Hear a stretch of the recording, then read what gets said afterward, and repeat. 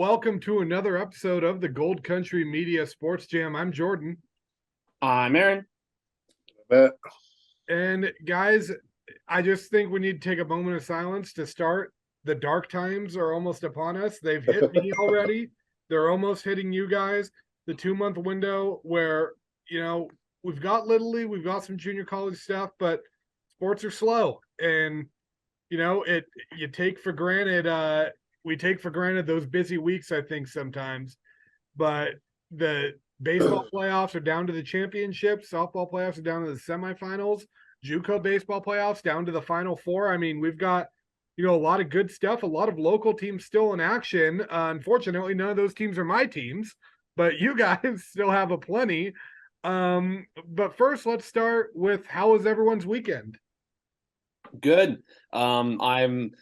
I will say I'm quite happy with the way that the NBA playoffs are going right now. I mean, I obviously would like to see Golden State still in there, but if it's not Golden State, I'm happy to see Denver beat out the Lakers, and we're going to get Denver, Miami most likely, and that should make for a really exciting finals. Caught a little bit of hockey. Kind of surprised that Vegas is up 2-0 over the Stars right now, but pretty much just watched some sports all weekend, worked a little bit, and yeah, that's pretty much. I went to a Republic game Saturday too. I forgot about that. I went to a Sac Republic game and got to see them win 3-1. They got some really good talent on that team. That's a team I'm going to be watching a lot during the summer.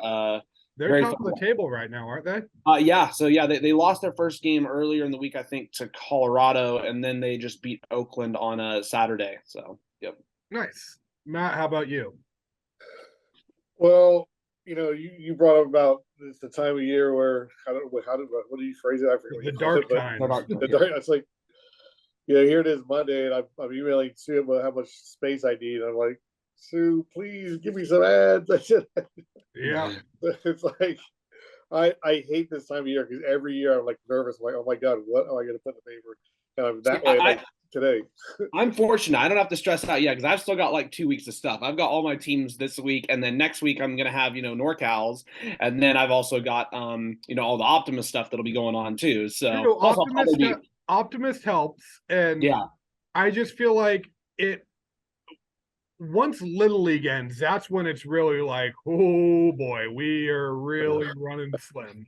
Yeah, because I mean, at least for now, like there's Optimus stuff, and then we'll have like all of our, which we'll get into, I think probably next week on the show, our teams of the year and athletes of the year, and best of stuff from the year, and then after that, it's kind of like it's scrambling. So I'm about a week and a half away from hitting the dark times, but I'll cherish this time. Rub it in, why don't you? But hey, you know what? It's been a busy week last week. Aaron, let's start with you. Where were you at last week for your playoff games, and what'd you see from them?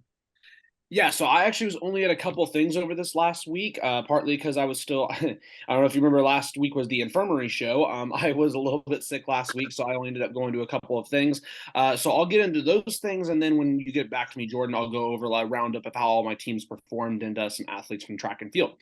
So Thursday, I was at Oakmont High for the second round of softball playoffs versus Casa Roble. The Vikings struggled early and had 3 errors in the game. They trailed 13-0 at the middle of the fourth. So, anytime you're going to really a baseball or a softball game and you see a score of 13-0 in the fourth, you can almost bet your car that it's probably going to be a run rule in 5. But Oakmont battled. They started turning it on, and the big key was senior Olivia Ward, who wasn't even in the starting lineup. She came in to pinch hit in the bottom of the fourth inning, and she hit a 3-run homer, her first of the season, to make it 13-4. And then she also ended up going on to hit a solo shot in the 6th. So Oakmont, basically they just kept fighting inning after inning to survive in advance and keep their season alive, even if it was for an extra 20-30 minutes. They trailed 15-6 entering the bottom of the 7th. They scored 4 runs, including a 2-run double by Koshni Baines. They ended up losing 15-10, but they outscored the Rams 10-2 in the final 4 innings of play. They're a young team. They only had 2 seniors this year, as I mentioned. Both of them didn't start. Like I said, word came off the bench. They have 2 juniors, 3 sophomores, and a bunch of freshmen. So I think they'll be an even better team next season. So that was my Thursday. And then Sunday, which was yesterday, I was at Johnson Ranch Sports Club to actually interview an Olympian. This was pretty cool. Jason Lazak was giving a clinic to kids and gave them like a motivational speech. There were a few dozen kids that were there.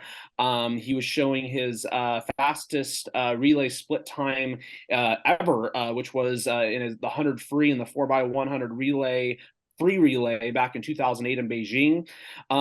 It was the fastest in history. The team set a world record with Phelps. That world record still holds today. I actually asked him, and this was the best part, because I was like, even though this isn't the most important part, because the important part is you being here and obviously giving the clinic to the kids and all that stuff, I have to ask, what was it like getting to swim with Phelps? And he replied with the best thing ever. He said, quote, "I think Michael needs to answer what was it like getting to swim with Jason Lazak." So that was awesome. So that was great. Yeah, had a good time at that yesterday. So that was where I was at last week. Awesome. I like it. Matt, how about you? Where were you at last week? So Aaron, he didn't say, he just left it at that. He didn't come back and answer it. It was funny because I was thinking he might say something else about it, but no, he pretty much just left it that, which I thought was great because I was talking to a couple of people beforehand. And they're like, let's see what he goes with. He can either go with the full PC answer here, or he can go with something else. And I feel like he went right down the middle, which was even better. And he's got a really good personality to him too. Yeah, that's cool. Well, Tuesday I was up at Oak Ridge to watch Oak Ridge play River City, and Thursday I was at Vista to watch them play. Who did they play Thursday? Oh, Kimball. And both these games are very good games, very good low-scoring playoff softball games, and a bit nerve-wracking for the home team, I thought. Oak Ridge fell behind 4-0 after 2.5 innings. They came out, the first 2 batters got all on errors, which is never a good way to start. And then, Oak Ridge looked nervous. I mean, they are a young team, even though they're higher seed, they are a young team with one senior who comes off the bench. So no starting seniors. So anyway, they fell behind 4-0. They got 2 back in the bottom of the third. Brooklyn Paratori singled to center, and the double by Sam Alekman to left center put runners in second and third. And then Carmen Montez Dioco had a great week for the Trojans, doubled to score in both runs. So 4-2, their Oak Ridge is still down. Oak Ridge added just one run in the bottom of the fifth. Alekman and Maddie Ridge doubled surrounding a Montez Dioco flyout to cut the lead to 4-3. But here it is, 4-3, and you're the home team going in the bottom of the seventh, and you're the higher seed. You're supposed to win this game. So pressure's on. Oak Ridge rattles off 4 straight hits to win it. Brooklyn Parator leads off with a triple to right field. Sam Alekman flew out. Okay, there wasn't out there on a sac fly. And then, it was a flyout. It was not a sac fly. And then Carmen Montez Dioco tied the game on a single, and then Gia Almont singled to left field. This put runners on second. There's a double steal. Runners went to second and third. And then number 9 hitter Kyden Walker stepped up to the plate and hit a single to right field to win it for the Trojans. Walk-off win, come from behind win. Big win for the Trojans. Yes, it was a playoff win. Yes, they're a young team. Yes, I think it really helped them take the pressure off for Thursday's game. So nice win there. Tuesday, I was not at the Vista Lago. Also won Tuesday. They beat Rio Lindo 3-0. Again, a close game. Vista didn't score till the 5th inning. So 0-0 in the top of the 5th inning, you're the number 3 seed. But what I didn't know is they had Olivia Manchester, their pitcher, had a no-hitter going and was dominant. So, not being there, I was like, gosh, it's a close game. But really it wasn't, because after they scored her 3 runs, Manchester, she finished with a no-hitter. I think she struck out 14. She was 1 walk away from a perfect game. So that set up Thursday's games. Vista Lago, I was at Vista's game against Kimball. This was another good game. It was only 1-0 headed into the bottom of the 6th inning. So once again, Vista's in this other close game. They had a home run in the 2nd inning by Peyton Humer that game put them up 1-0, and then zeros. But in the bottom of the 6th, we had 4 singles to start the inning. Morgan Sweet, Riley Dossie, and Huber singled, and Bella Hess's base hit drove in another run before a ground by Taylor Dre scored the fourth run. So they scored 3 runs in the bottom of the seventh or bottom of the sixth to give them a cushion. And Oak Ridge also won that day. They beat Franklin 10-6. Was not there, but they scored runs in every inning but the first. They pounded out 10 hits. And Ellison Schroeder, who was their main pitcher all up until spring break, but then she hurt her arm. She hasn't been pitching much. She pitched Tuesday in their first playoff game, and Coach Sam Toy said she pitched 2 innings. She gave 2 good innings, but her arm hurt and she had to take her out.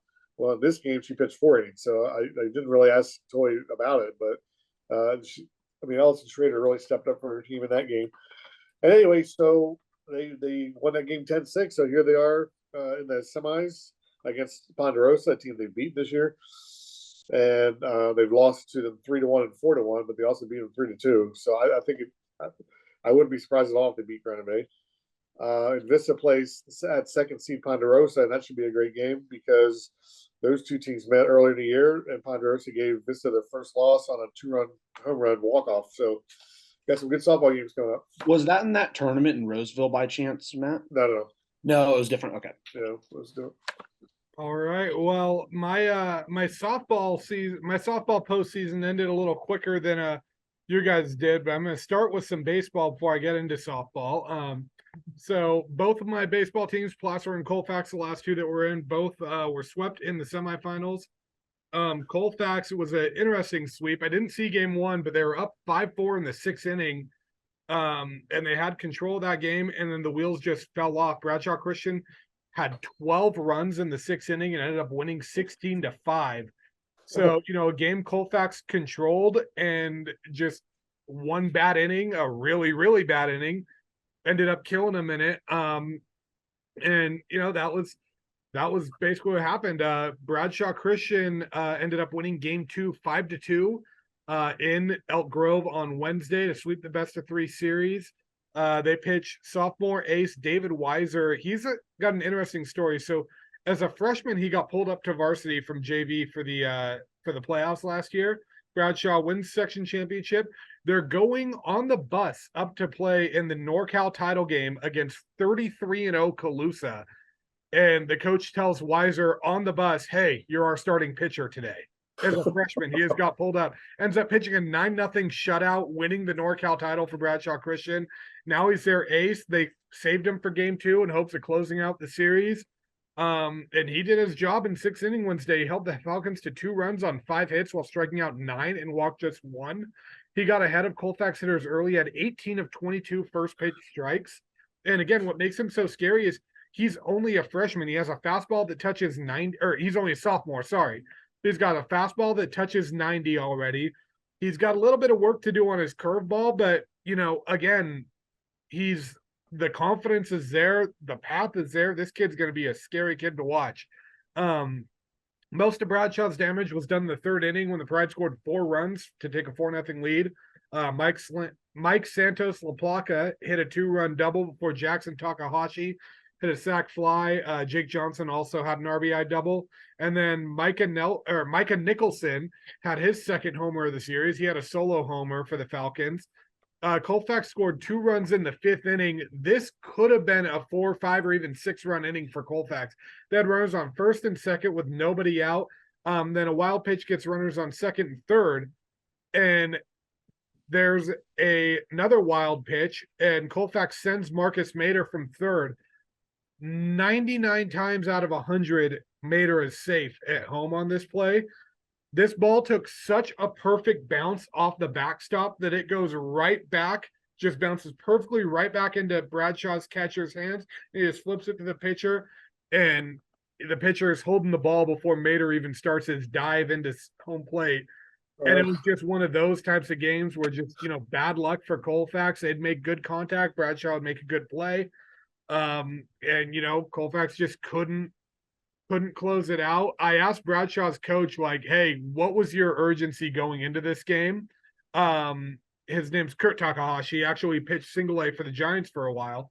But I asked him, hey, what's your sense of urgency going into this game? And he goes, we told the team we have to close this out here and now. He's like, we did not want this going back to Colfax. We did not want Colfax's ace to be able to throw again because he only threw 73 pitches on Monday. So he's like, we kind of told the team there is no other option. We finished this series now. So, I said before the game, I felt like if Colfax won game 2, they were going to win game 3.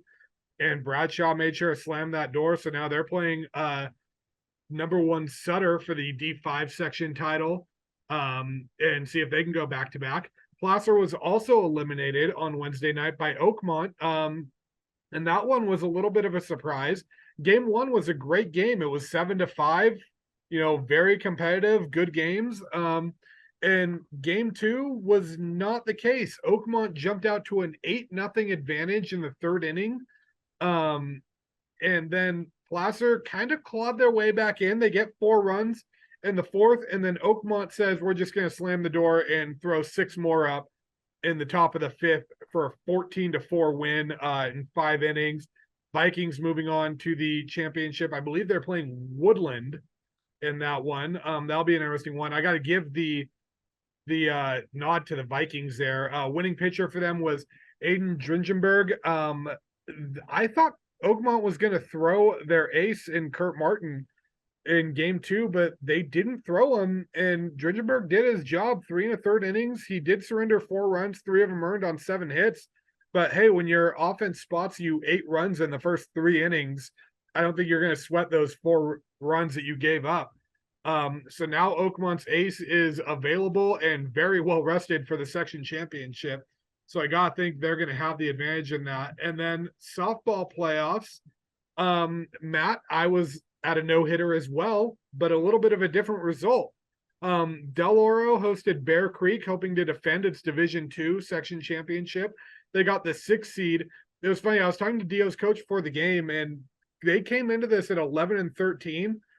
And I feel like everyone could have made an argument, given who Del Oro's beaten, that they have the toughest strength of schedule in the section, that they could have been seeded higher than a 6th seed, but Bear Creek had other plans. Del Oro pitcher Daniela Morales threw a no-hitter in this game, and Del Oro lost 3-1. Bear Creek had 2 runs across the plate in the 1st inning, thanks to a wild pitch and a 2-out error. Del Oro responded and put themselves in position and score several times. They made good contact in this. They had aggressive base running, but Bear Creek played great defense and, good pitching. They made the outs when they needed to. Del Oro could only push 1 run across. They left 7 runners on base. And Bear Creek added another run off a wild pitch in the 7th inning, and Dio just couldn't close it out. Morales, she struck out 12. She had good stuff going with 12 strikeouts, but she also walked 7 and hit 2 batters with pitches. So, that's gonna hurt you in this. And yeah, Dio ends up getting stunned, going 1 and done. Bear Creek sophomore pitcher Natalie Trujillo was efficient. She only walked 1 batter, didn't strike out any, and allowed 7 hits, but her defense was working behind her. And it was just one of those where I think just about everything that could go wrong in that game for Dio did, offensively at least. It was a game that I think Del Oro was the better team than Bear Creek. I think if they play that game 10 times, Bear Creek wins 9.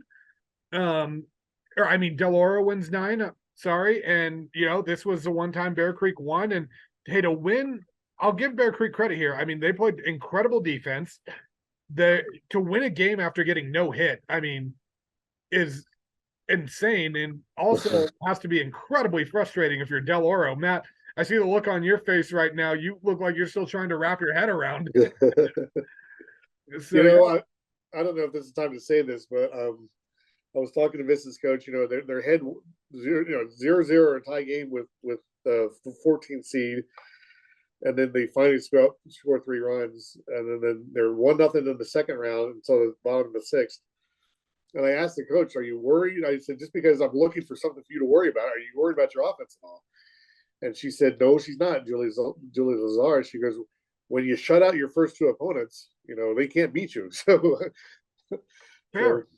Yeah. And and that's what's tough is, and Bear Creek entered this one. I feel like they felt a little slighted. They were winners of 13 straight, and they won their leagues. And Del Oro was losing to 4 in a row. Granted, those 4 were, it was like St. Francis, Whitney, Rockland, and Folsom. So it's not like they were playing maybe Granite Bay in there. So it's not like Del Oro was playing scrubs. But a big thing that Del Oro coach Sean Erickson kind of told me all year is his team is great at playing to the level of their competition.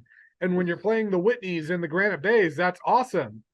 But when you're playing Bear Creek and Pioneer and Oakmont and stuff like that, and you're losing to them, or in one-run games against them, it's got to be frustrating because you're looking at, like, we just beat Whitney, who is one of the best teams in this area, and then Bear Creek is bouncing us from the playoffs. I mean, that's got to be up there with one of the more frustrating losses. But this is a very young Del Oro team.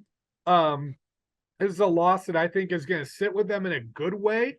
That it's going to hurt. It's going to leave a sour taste. But I think this team's going to come out better on the other end of it because they're going to come out next year a little pissed off from this and with something to prove, I think. But that's going to just about do it for the sports for me last week. And my playoff season ended. I do have a few other athletes I want to shout out when we get into athlete of the week, but yeah, that's going to do it for my stuff. Aaron, over to you.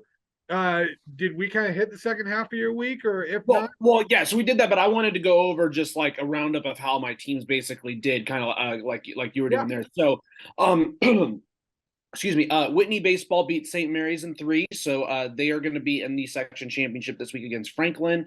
Wood Creek softball lost to St. Francis, so that ended their season. Granite Bay baseball beat Wood Creek in 3 games and scored in the top of the 9th to win 4-3. That was a really good game 3, so Granite Bay is going to be back in the section championship again. Facing Rio, which I believe is a rematch from last year. And then Granite Bay softball won, so did Whitney softball, so they'll both be playing on Tuesday. We'll get into that here shortly. West Park softball lost to Ripon on the road 2-0. They kept it competitive, but weren't able to come away with a win there. And then track and field, like I have multiple competitors at Masters from the area who performed really well, such as Giselle Kirchner. Devin Pereira won the 3,200 meter section title. Both of them from Rockland. A plethora of Whitney athletes did great, such as Ashanti Ellie, Juliana Roberson, and Katie Kopech. Katie Kopech won the 1,600 and 3,200, so she'll be going back for the state championship. Xavier Bruce did great as well. I mean, there's so many Whitney athletes, I could go on and on. For the Lincoln area, Allie Winston is going to be advancing to state in the 100 meters. She hit the qualifying time, the at-large time, by, I believe, 0.11 seconds.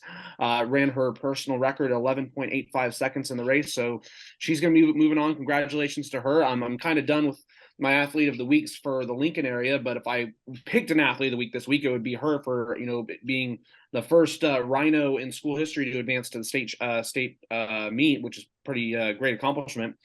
Whitney volleyball for NorCals, they won their first game but lost their second game. Wood Creek lost their first game to Sanger.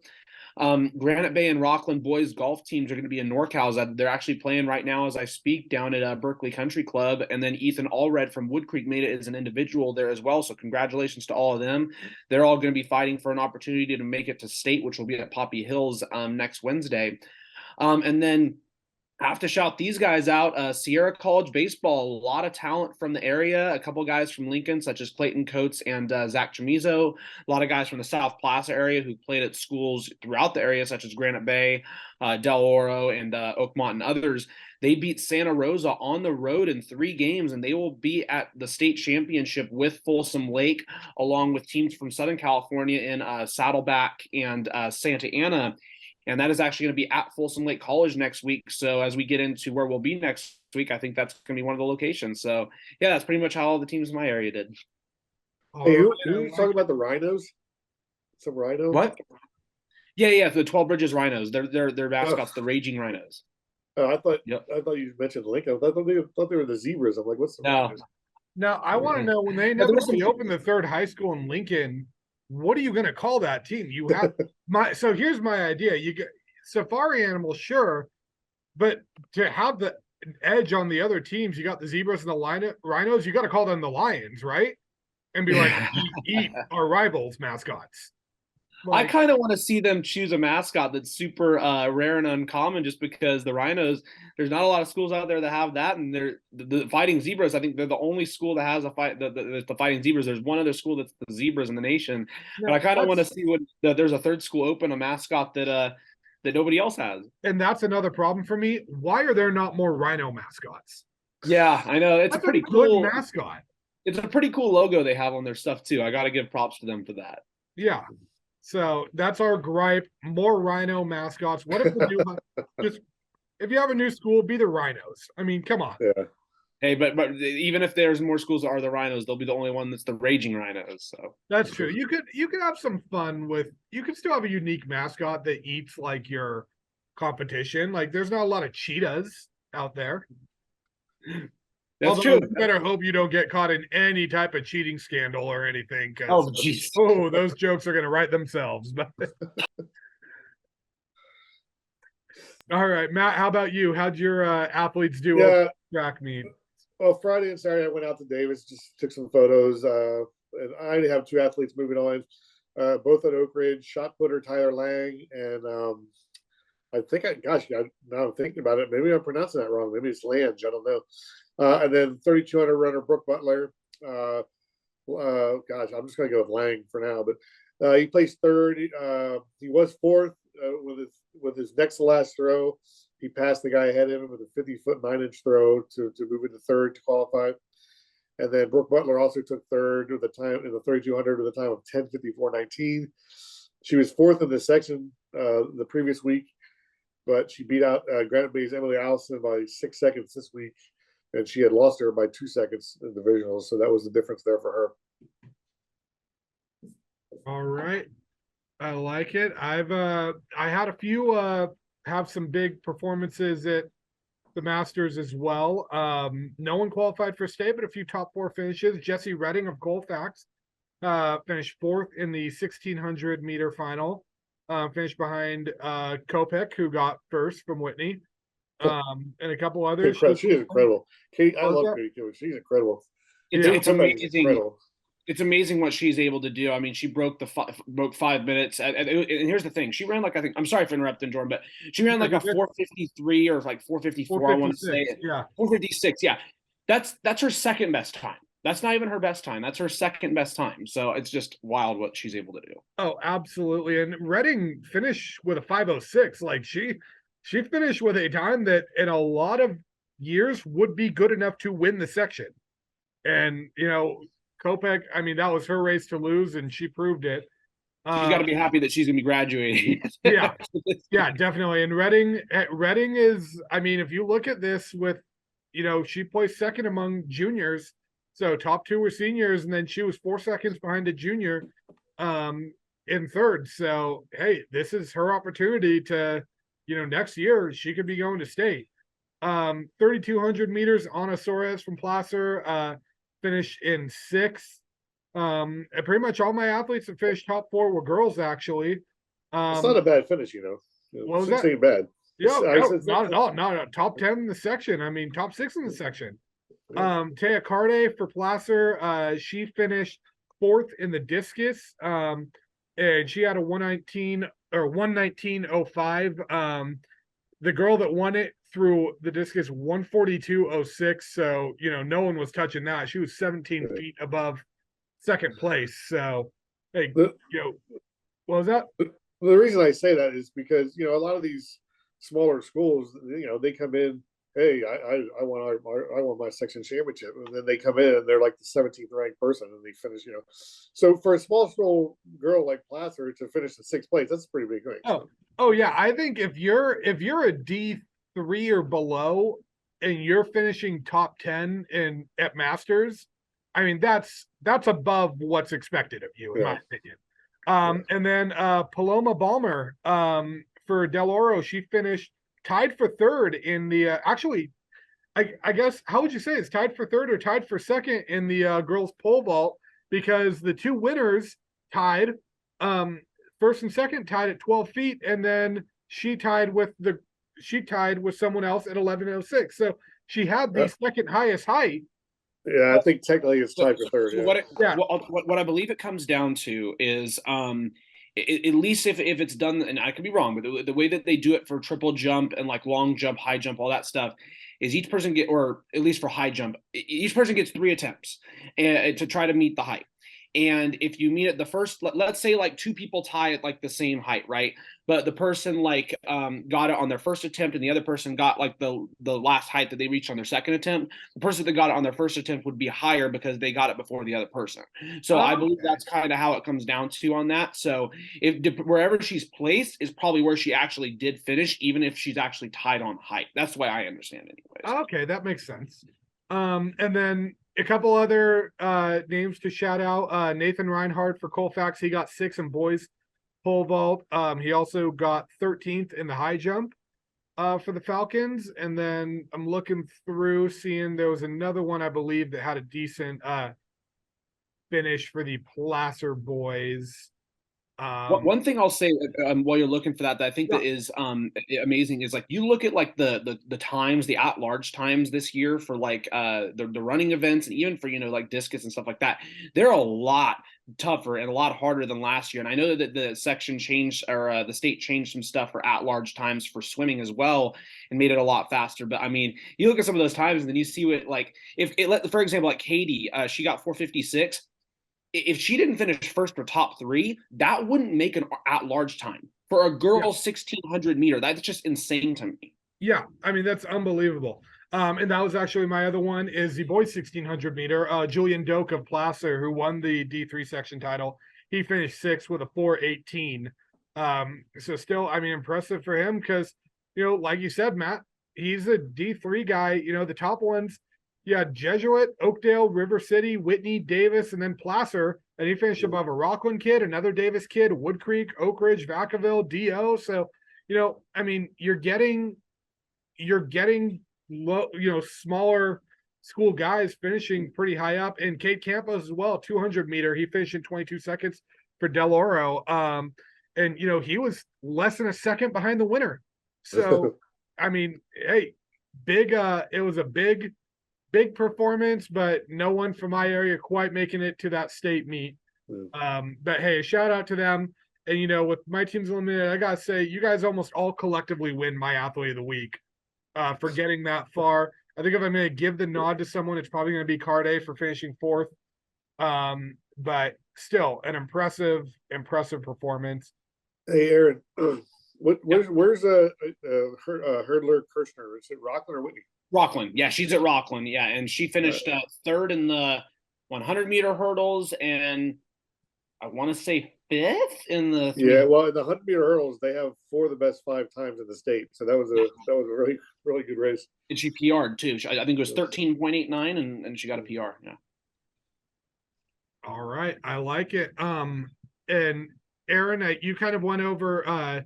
Did you get to go over your athlete of the week when you went over the results? For Lincoln, like I said, I don't really have one because I'm kind of done with that. But I mean, if I gave one out, I would give it to Allie because of what she's done. But I'm already writing a track and field piece this week where I'm going to be highlighting her as it is. So I will save my athlete of the year for next week for Lincoln. South Placer, though, my athlete of the week is going to be Jace Gilmore of Whitney Baseball. He earned the win on the mound in game 1 versus St. Mary's, only allowing a run while striking out 4 batters before going 2 for 3 with a double in game 2. And then again, 2 for 3 with 2 RBIs and a home run in game 3. He has a 2.2 ERA and a 7-1 on the season. The crazy thing is he's not even the ace. Gavin McClendon's the ace for Whitney. So they got 2 really good pitchers, but because of what Jace did with his bat this week, he is going to get the nod for athlete of the week. All right, I like it. Matt, how about you? Do you have one that stuck out to you? I just went with Tyler Lang from Oak Ridge to stay in the shot put. I mean, he's, a lot of these shot putters are big guys. Tyler is not a big guy. He's shorter, at least. I mean, I don't know how tall. He's got to be maybe 5'10". A lot of these shot putters are 6'2", 6'3". They have a lot of big advantage on him. And he plays 3rd, so I went with him. All right. And this week we're getting down to the championships. I know for me, my teams are out, but that doesn't mean our Gold Country teams are out. Aaron, I'll be helping you out this week. Tomorrow night, I'll be checking out Granite Bay and Oak Ridge softball in the D2 champion or D2 semifinals. And then Wednesday, I'll be checking out the Division 4. Division 4. There we go. Baseball championship between Oakmont and Woodland, and I kind of previewed that a little bit. Like I said, I feel like Oakmont has the advantage in there, but that should be a good one. Thursday, I will be at Lincoln Potters Fan Fest, actually, checking that out, and then Friday I'll be at their opening night. So hey, should be a fun weekend, and then we've got a busy weekend coming up with all the school graduations, all that other stuff. I do want to give a shout out to my sister on here graduating. She's a senior at Del Oro. She'll be graduating Saturday morning. So shout out to you, Maddie. And yeah, that's gonna do it for me. Aaron, let's start with you. Where are you going to be this week? So I got to ask you, Jordan, because obviously, I mean, I'll be following the team a lot this year too, more than I did last season. But I know obviously you followed the team a lot last season, working for them too. And you have an idea at least of what the roster is going to look like. And we talked about it before the show, how they're not going to exactly have a lot of guys right now because there's a lot of guys that are finishing up, especially in JUCO right now, because some of them play at Folsom Lake and Sierra. What's your thought on the Potters this year? What are you thinking? I think they're going to be a very good team. I look at that roster. The guys that are coming back are very talented players. They're bringing in some new arms. I mean, they've always been kind of second fiddle to the Prune Packers, and it's going to be tough again because, Healdsburg's getting their guys from Tennessee and Texas and A&M and, all these places. But the Potters are getting their dudes from Oregon State and Kentucky, and we've got a few big names coming in. So I think that, they kind of changed some things. A new manager is going to be interesting, but I look at this team on paper and I'm like, man, I could manage this team to a 500 season. So I think they're going to be very talented. I think they're going to be right up there with the Prune Packers. It's just going to depend on, what the rest of the league looks like. But I think the Potters should be competing for a playoff spot. Yeah, the problem is that the last couple of seasons is that they will start the season really strong, and they will have some point in the middle where they will just have a really rough patch. And if they can somehow weather the storm with that, I think that they'll be a really good team as well. I'm kind of with you. Are they hosting West Coast World Series again? Yes, they are. And a lot of times what happens with that, like with what happened last year, it's the first time this iteration of the Potters, I think 6 years now, missed the playoffs. And what happened is the Potters had 6 guys get drafted. They had a few schools shut their guys down for the season, or a JUCO talent that committed to a bigger Pac-12 school, something like that, and that Pac-12 school is like, cool, we want you now, we're shutting you down. So it was a weird way because it was the most successful season the Potters have had in terms of developing talent, which is ultimately the goal of summer ball. But at the same time, it's frustrating when you're missing the playoffs, and it was a team that absolutely could have won something or could have won that league. But, when your guys are getting drafted or signing with bigger schools, they're going to get shut down. So it's kind of that tightrope you have to walk with summer ball. It's really interesting how it works. Hopefully, obviously you want to see these players develop and move on to bigger and better things, but hopefully they stick around in Lincoln long enough to win a title and then go on to those bigger and better things. Right. No, exactly. So, Yeah. but yeah, no, getting into where I'll be this week. So Tuesday, I'll be at Whitney, where the Lady Wildcats are going to be hosting St. Mary's for the D2 softball semis. If the Wildcats win, they'll be making their 4th appearance at the section title game. They last won in 2019. I'm going to go with Whitney in this one. I think it's going to be a good game. I'm going to say Whitney makes it back to the section championship. So I'll go with that. Thursday, I'll be at Sac City for the Division II baseball title game between Granite Bay and Rio.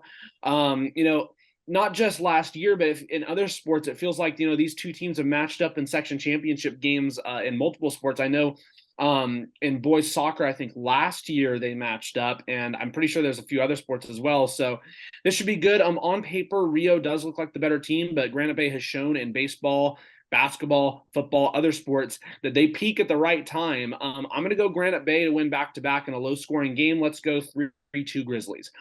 Friday, I'll be back at Sac City for the Division I title game between Whitney and Franklin. These are the top 2 ranked teams in the Sac Joaquin section. Whitney lost 8-1 earlier this season, but that was also game 3 of the season, and they've gotten way better since then, especially after going through the SFL.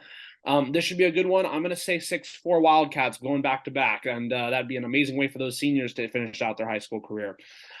Saturday, I will be at Sac State announcing softball, and provided that Granite Bay and Whitney win Tuesday, I'll cover them there, or we may end up having Jim Linzau go over and check that out as well. It should be a good time and not too hot, which is good. So that should be fun. And then Sunday or Monday, depends on what happens on Saturday. I will likely be at Folsom Lake College, where Sierra College baseball is going to is at the state championship. So looking forward to seeing what they can do. All right, I like it. Matt, how about you? Where are you going to be this week? And I've got a special question for you two once you're done, Matt. Yeah, Vista softball at Ponderosa Tuesday. A rematch of a game earlier this year that Ponderosa won 5-3 on a walk off. I think it's a pick 'em. I mean, I asked Julie Lazar, "Are you worried about your offense?" Because I'm worried about their offense. I mean, she said she wasn't. I know if the other team doesn't score, they can't lose.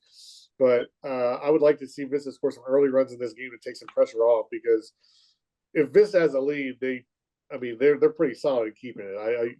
It's when these games get close, I don't see Vista as a come from behind team, so they need some early runs in this one. And then Saturday, I'll be Vista. I mean, if Vista wins, they have a section title game at 4:00. If Oak Ridge wins Tuesday, they have a section final game at 4:00. So I can't be in both places. So I'll be at one of those two places if one of my teams is there. And then Folsom Lake College, again, hosting and is in the state baseball championship. So they play at 6 p.m. Saturday. So I guess I'll be there kind of late for their first game, but I do plan on making out there Saturday because I don't want to have to go Sunday. So, but anyway, that's my schedule. All right, now here's my special question for you guys. I need predictions. Who's winning, Sierra, Folsom Lake? I mean, I'd like to see the matchup. Excuse me. I'd like to see the matchup in the section or the state championship. That'd be really cool. That would be cool. Man, that is a good question, because I've covered that team a lot this year. I've watched them play a little bit as well. I gotta go Sierra. I have to. all right, Matt, your rebuttal? Well, I have to go Folsom Lake. I mean, I haven't seen them play, but I mean, hell, they're in the championship. I think we're obviously, as someone who's unbiased in here, I think the safe answer is going to be, it's going to be a 14-inning game, very high scoring. No. Sierra's going to get the win 28-26. Dude, I would rather it be a 7-inning, 9-inning. Don't give me extra innings. You don't want like a Hurricanes Panthers marathon. Not on a holiday. No, I want to get the hell out of there. All right. Well, that's going to just about do it for this episode of the Sports Gem. Before we get going, does anyone have anything they want to add? No, last really busy week. Again, NorCal's is next week, so probably next couple weeks of the show we'll be talking about NorCal's and obviously what happened in the section championships, and then some all-star stuff and favorite moments from the year. So looking forward to how this year closes out. All right. Well, thank you, Matt. How about you? No, I'm good.